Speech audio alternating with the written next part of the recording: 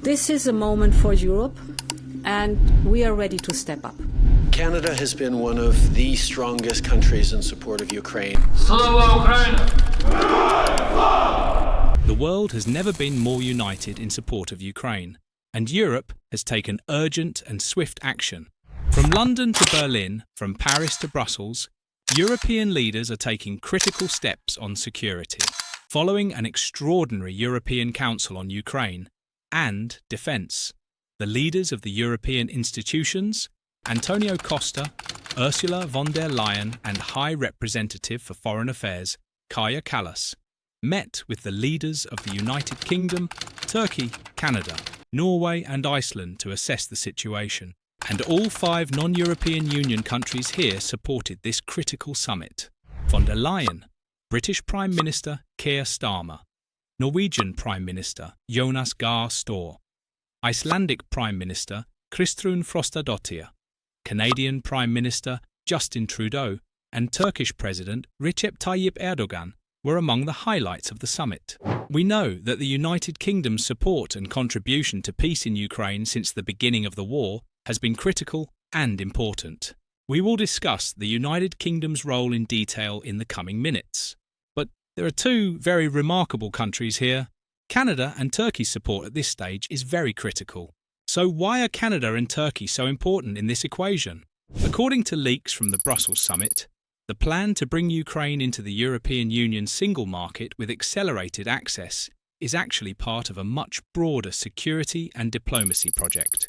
In this endeavour, the European Union is not only relying on its own members, but is also engaging with non-European Union, but critical players in the European security architecture, such as the United Kingdom, Norway, Canada and Turkey. The decisive role of Canada and Turkey in particular has been one of the most talked about topics in recent days. Some say, without these 2 countries, the European Union's plan for Ukraine would be incomplete, while others say Canada and Turkey are shaping the real behind-the-scenes situation. So what is so vital? And what do we know about this new formation? Let us look at Canada first. Recent signs that Washington might backtrack on the Ukraine file have led European capitals to wonder, what will we do if American support weakens? This is where Canada comes to the fore as the European face of North America. In fact, Canada is one of the founding members of the North Atlantic Treaty Organization. It is like an uninterrupted bridgehead of transatlantic relations. The ammunition, armoured vehicles and training programs provided by Canada in military aid to Ukraine, especially in the 2024-2025 period, were very much on the agenda. It is even known that Canadian trainers continue to train Ukrainian soldiers in European Union countries. But Canada's role is not limited to the military dimension. In the diplomatic arena, Canada is a more conciliatory actor than the United States and is closer to the European Union's values discourse. Why is Canada key in plans to strengthen Europe's defence capacity? First, to preserve the North Atlantic Treaty Organization perspective. Canada reiterates its message that we will always contribute to the defence of Europe under the umbrella of the North Atlantic Treaty Organization. Therefore, when defence funds and joint military projects are on the agenda within the European Union, everyone is reassured by the prospect of Canada's financial and logistical support. Second, Canada is a kind of transatlantic insurance policy. If the United States distances itself from Ukraine, Europe can partially maintain its North American connection by taking Canada on board. For us, Ukraine's victory is as much about maintaining the global balance of democracy as it is about curbing Russian expansionism, Ottawa has often emphasized. This rhetoric is highly appreciated by European Union leaders. Moreover, Canada has a long-standing rivalry with Russia in the Arctic. The race to dominate the Arctic Circle is crucial for natural resources and new trade routes. Moscow's military maneuvers there keep Canada on its toes. This is why one answer to the question, why is Canada so eager to help Ukraine, lies in the Arctic rivalry. If Ukraine falls, Canadian experts say Russia could become more aggressive in the Arctic, threatening our northern borders. So Canada's deepening defence cooperation with the European Union is also a deterrent against Moscow on the Arctic front. As you realise, this is a big geopolitical chess game. Let us turn to Turkey. Turkey is a key member of the North Atlantic Treaty Organization, geographically located in the Black Sea basin, neighboring Russia, and at the same time, a strategic transit point between the Middle East and Europe. Since the beginning of the Ukrainian war, Ankara has been involved in diplomatic mediation between Moscow and Kiev, brokering critical agreements such as prisoner swaps and grain corridors. But Turkey's role is not limited to diplomacy.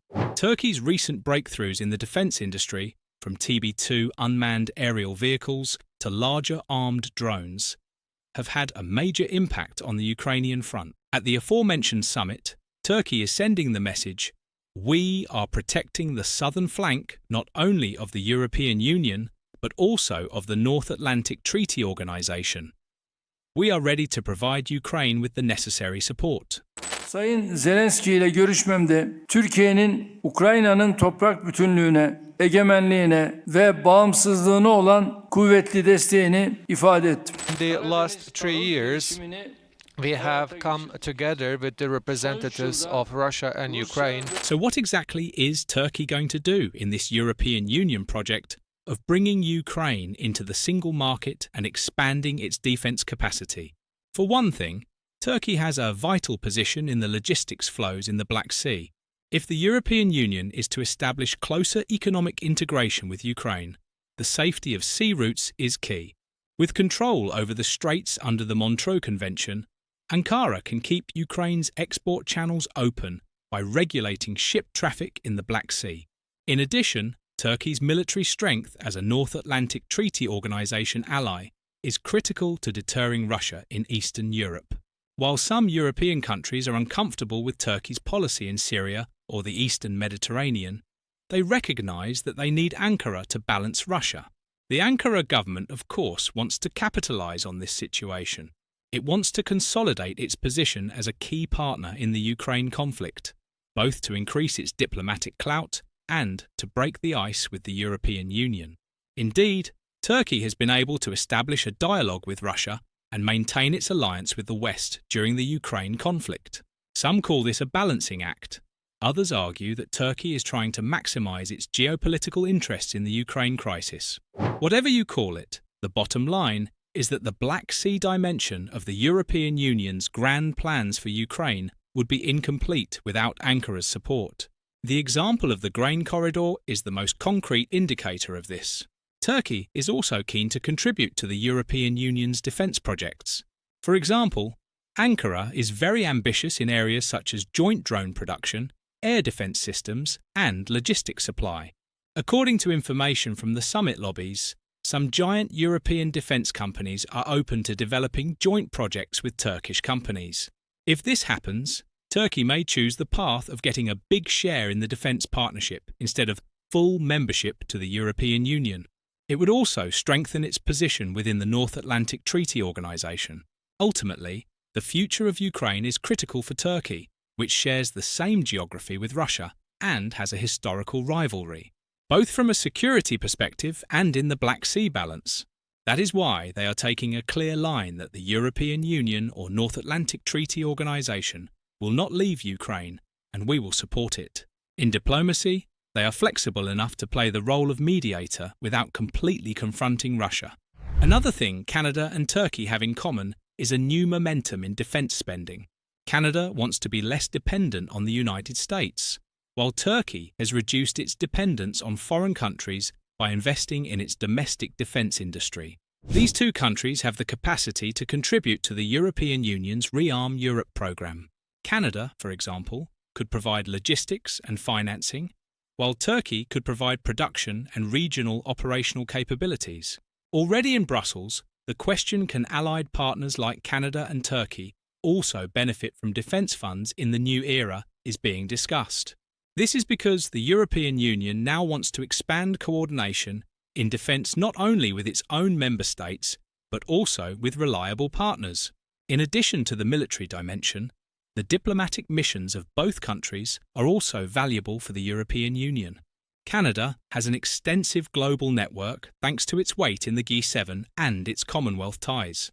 Turkey, on the other hand, has close ties to the Middle East, the Caucasus and the Balkans, At the diplomatic table, Turkey's use of its relationship with Russia and Ottawa's use of its lobby in the United States could bring Ukraine closer to peace and closer to Europe.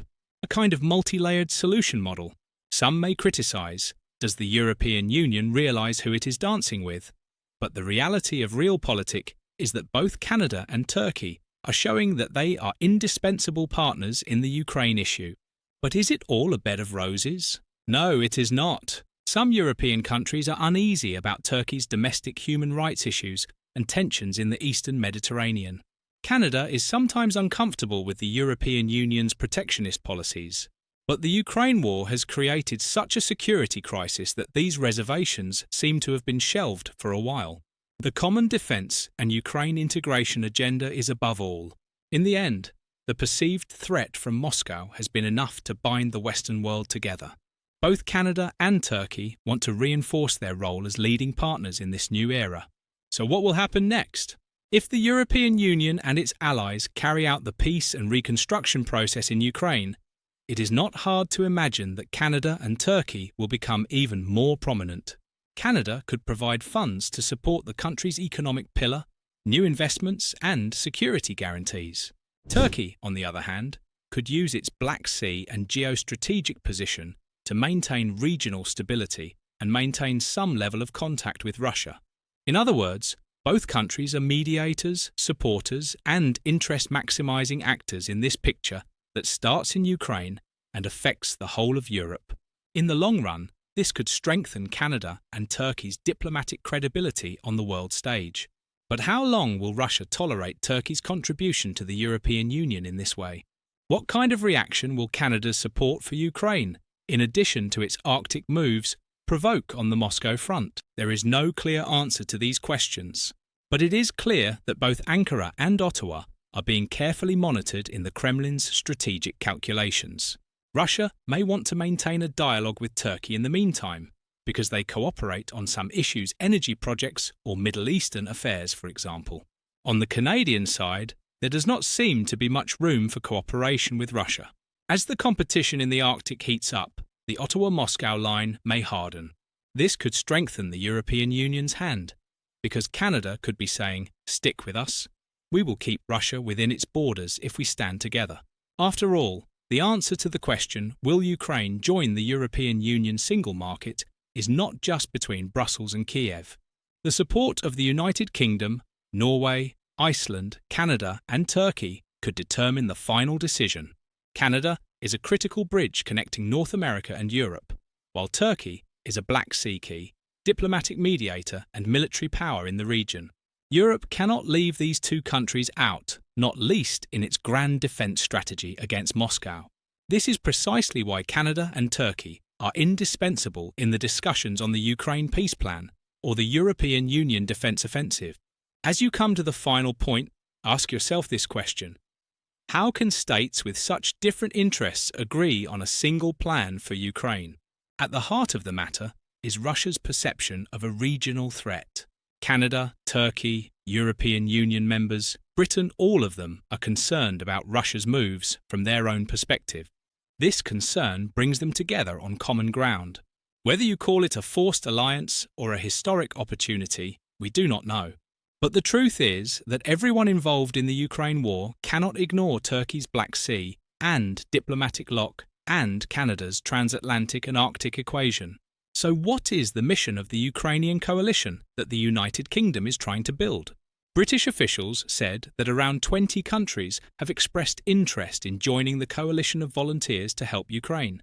Not all of them, mostly European and Commonwealth countries, are expected to send troops, but some may provide other support. The plan confirmed that this support would be in the areas of military and financial support. The plan, led by the United Kingdom and France, was put forward by Prime Minister Sir Keir Starmer at a summit of 18 European and Canadian leaders this weekend, and will work to maintain a ceasefire in Russia's war against Ukraine.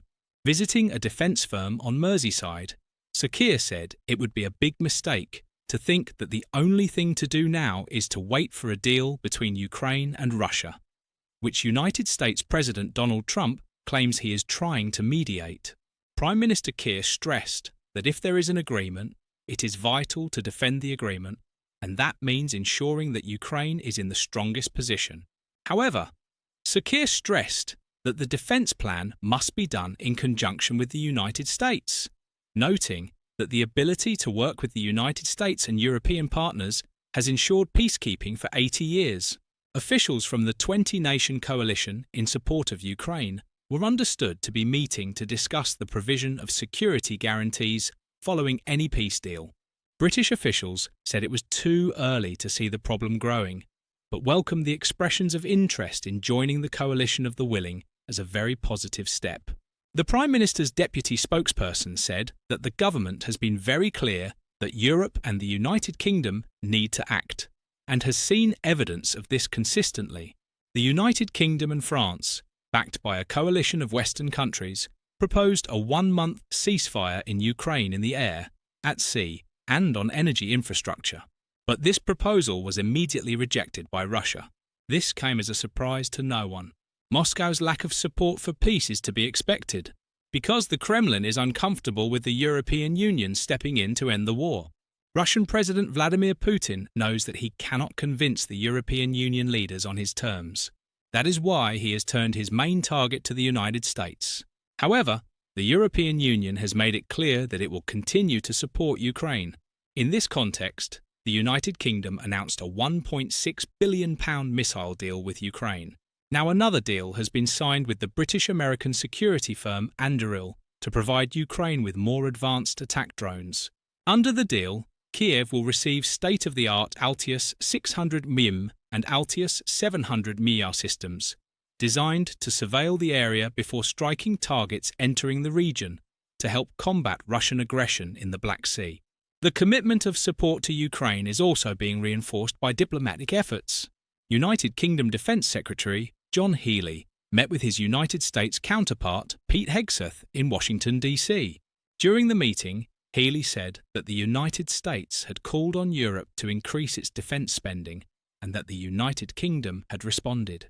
Hegseth stated that the United Kingdom is a critical partner and conveyed to the North Atlantic Treaty Organisation alliance that European leadership is the future of the continent's defence. Earlier, the Ministry of Defence confirmed another security deal worth around £30 million, supported by the International Fund for Ukraine. Meanwhile, European Commission President Ursula von der Leyen convened an emergency defence summit in Brussels as the European Union grapples with the possibility that Trump could reduce security aid to Europe. Proposing an €800 billion, £670 billion defence package, von der Leyen said it was a turning point. According to von der Leyen, Europe faces a clear and present danger, and therefore Europe must be able to protect and defend itself, just as Ukraine must be put in a position to protect itself and strive for a lasting and just peace. Following the extraordinary European Council on Ukraine and Defence, the leaders of the European institutions, Antonio Costa, Ursula von der Leyen and High Representative for Foreign Affairs Kaja Kallas, met with the leaders of the United Kingdom, Turkey, Canada, Norway and Iceland to assess the situation, and 5 non-European Union countries supported this critical summit.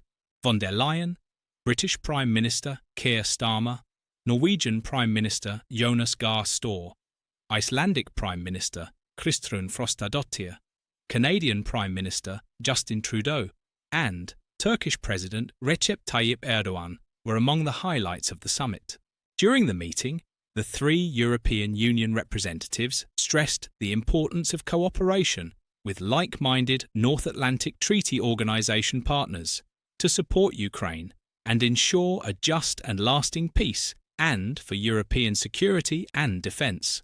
Costa reportedly summarised the conclusions of the European Council on Ukraine, while von der Leyen, one of the main figures of the Rearming Europe plan, focused more on defence.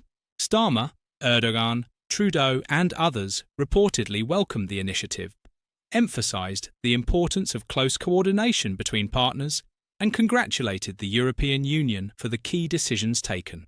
They also expressed their determination to contribute to joint efforts to support Ukraine and intensify defence cooperation, and stressed the importance of North Atlantic Treaty Organisation and the need for close complementarity of all work. Von der Leyen personally briefed Mark Rutte, Secretary General of the Atlantic Alliance, on the meeting. The briefing included important details. The Rearming Europe plan will develop key capability areas, from air and missile defence to cyber warfare, in line with North Atlantic Treaty Organisation priorities. This will strengthen both Europe's defence and the transatlantic partnership. Mark Rutte is expected to join these efforts. European Union leaders also met with Zelensky, who thanked them for their support. The Turkish side indicated that it could play a role in peacekeeping efforts. Turkish officials said that Turkey, a member of North Atlantic Treaty Organisation and OSCE, is an integral part of the European security architecture with its advanced defence industry.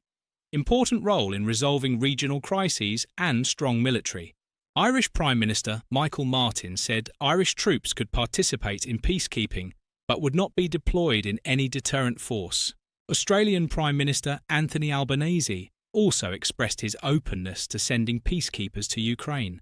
Ursula von der Leyen, on the other hand, is ready to push European Union rules to the breaking point to give Ukraine privileged access to the bloc's single market as part of a final peace deal. Lucrative access to the consumer market of 449 million people would provide a much-needed economic boost to help rebuild the war-torn country, a candidate to join the European Union. Under the plan, Brussels will decide which sectors to open to Kiev and which to keep closed. Key to the plan is Ukraine's fast-growing defence industry, which produces a large number of drones and supplies, 55% of the weapons used by its military.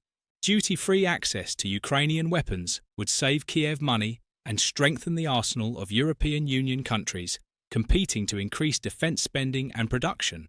During the Brexit negotiations, Brussels warned the United Kingdom against opting for access to the single market without assuming all the obligations of European Union membership, such as free movement. A senior European Union official, when asked if the President of the European Commission was ready to bend European Union rules for Ukraine, said he was already heading in this direction. Ideally, the plans would allow the European Union to be part of the final peace deal, but they are not conditional on an agreement being reached. This is because replacing single market access with arms would accelerate Ukraine's eventual membership of the bloc. An European Union diplomat said that Ukraine wants to join the European Union, not leave it, and that Donald Trump starting peace talks with Russia without Kiev means the world has changed. If we are going to pick the cherries, picking cherries here is not a problem, the diplomat said, predicting that the plan would be welcomed by most member states. European Union Commissioner for Enlargement Marta Koss said that Ukraine has a lot to offer in defence. The integration of its highly innovative and thriving defence industry with its scalability capacity could be a catalyst for a much more integrated European defence market. Plans are also underway to accelerate Ukraine's integration into the many parts of the single market. The plan is to attract more investment, strengthen value chains across Europe, and create new opportunities for both Ukrainian and European businesses. This will be a stepping stone to accelerate Ukraine's reconstruction. The bloc has taken action to connect Ukraine's electricity market to the European Union and will strive to deepen integration in the wider energy market. It discussed opening up Kiev's service sector, which has the largest number of outsourced developers in Eastern Europe, and is a major exporter of IT services and goods. No tariffs were imposed on Ukrainian agricultural products after the occupation, but it is understood that there is no question of the European Union providing agricultural subsidies to Ukraine. Brussels also opened the possibility for Ukrainians abroad to make roaming phone calls at no extra cost, after many Ukrainians fled to Europe. Ukrainians already enjoy a kind of freedom of movement to the European Union thanks to rules in the bloc that give them temporary protection. It allows the 4 million fleeing Ukrainians to obtain residence rights, access to education for children, and access to the labour market without having to seek asylum. But European Union officials have insisted that decisions on Ukraine's progress towards full membership will be based entirely on merit. European Union accession is a long and arduous process. requiring candidate countries to take on large areas of European law and embark on often painful reforms. It is difficult to predict when a country can join. Ukraine wants to join by 2028, but this is a dream. Nevertheless, Brussels aims to give Kiev as many membership advantages as it can legally grant. What do you think? Is this picture really conducive to grand diplomacy to bring Ukraine closer to the European Union?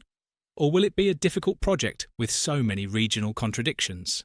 Will the involvement of London, Ankara and Ottawa in joint defence projects with the European Union be a game changer on the ground? Thank you for choosing us. Stay tuned.